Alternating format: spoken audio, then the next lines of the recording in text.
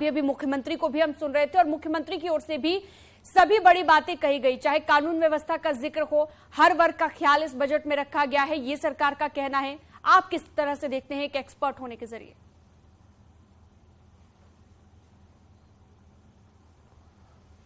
मैं आदरणीय मुख्यमंत्री जी को धन्यवाद देना चाहता हूं। इतना बेहतरीन बजट उन्होंने पेश किया है। किसी भी देश की जो इकॉनमी है वो एमएसएमई के ऊपर डिपेंड करती है।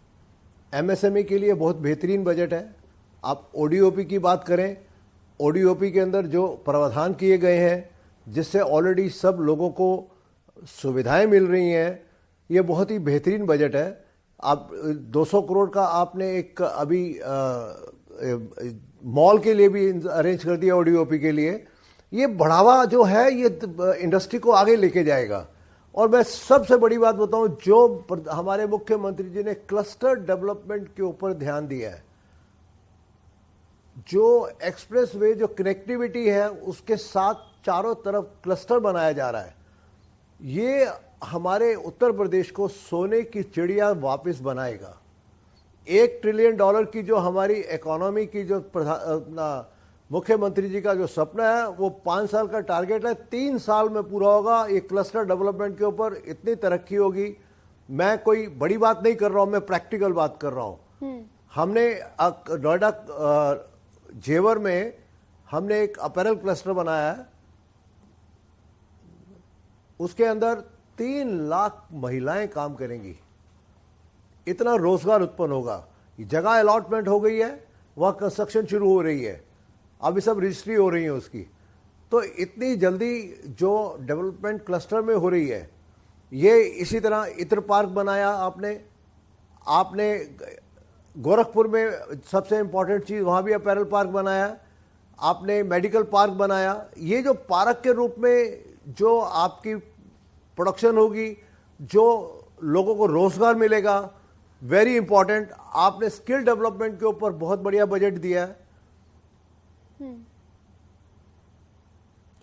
आपने सबसे इंपॉर्टेंट, जो लोग पैसा इन्वेस्ट नहीं कर सकते, जमीन नहीं खरीद सकते, स्टार्टअप्स के लिए आपने flatted factory, plug and play system के अंदर जो शुरू करा दिए सब जगह।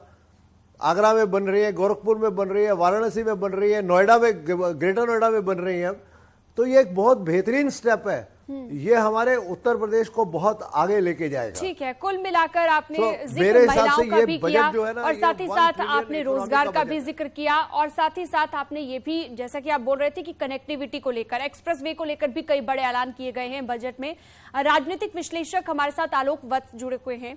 आलोक जी, आपके पास आते हुए, क्योंकि विपक्ष की ओर से तमाम बातें बजट को लेकर तो कही जाती हैं कि पहले का बजट धरातल पर नहीं उतरा और इस बार एक बार फिर से छलावे जैसा बजट ला दिया गया, ये पहले ही शब्द कह दिए गए थे विपक्ष की ओर से। लेकिन अब जब बजट पेश कर दिया गया है, एक राजनीतिक विश्लेषक होने के नाते किस तरह से आप इस बजट को देख रहे हैं? क्या विपक्ष की बातें सिर्फ बातें हैं या फिर उनमें कुछ दम है? देखिए, चुनाव आसन है 2024 में, तो सब लोगों की उम्मीद थी कि ये लोक लुभावन बजट होगा।